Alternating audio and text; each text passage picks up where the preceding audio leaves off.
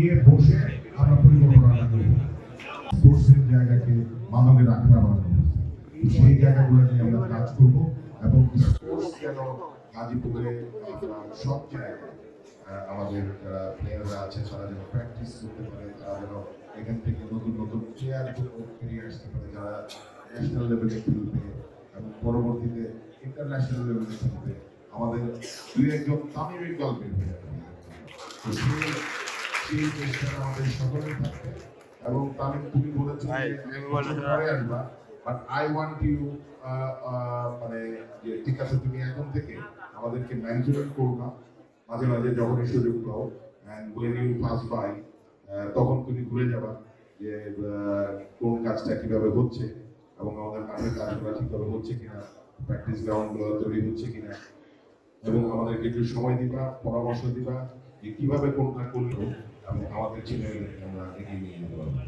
ব্যবস্থা করতে বা খেলার ব্যবস্থা করতে এই বিষয়ে কিন্তু বিভিন্ন সময় খেলা রানিং রাখতে পারি না, আমাদের খেলা হয় না। আমাদের এখানে যা খেলোয়াড় দেখছেন যত ধরনের খেলোয়াড় আছে সাবেক বর্তমান সব খেলোয়াড়রা আতুর মনোরঞ্জন যদি রাজবাড়ী মাঠ, রাজবাড়ী মাঠটা এখন চটপটি ফুচকা মেলার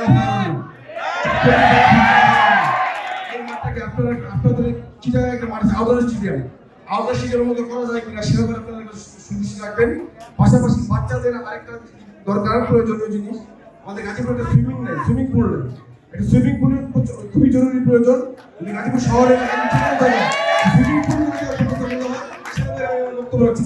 এটা নিয়ে তো আমার মনে হয় যে আমরা কথা বলেছি। আমরা আরেকটি প্রশ্ন এবং একটি জিমনেশিয়াম করা হয়, পাশাপাশি আমাদের রাজবাড়ির মাঠটাকে খেলার জন্য সবসময় উন্মুক্ত করে দেওয়া হয়।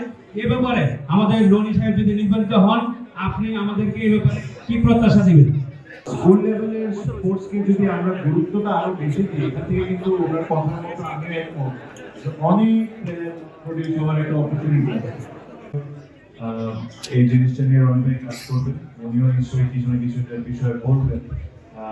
সাথে এটাও বলবো যে মিডিয়া ভাই যারা আছেন এই দায়িত্ব কিন্তু আপনাদের মধ্যে পড়ে, বিকজ আমরা একটা স্পোর্টস কমিউনিটি আর একটা স্পোর্টস ফ্যামিলির মধ্যে যেরকম ক্রিকেটার, অর্গানাইজার, মিডিয়ারাও বলে, এই জিনিসগুলো আপনাদের তুলে ধরাটা খুব ইম্পর্টেন্ট, যে কি কারণে এখানে খেলা হচ্ছে না বা মাঠে ঢুকতে দেওয়া হচ্ছে না,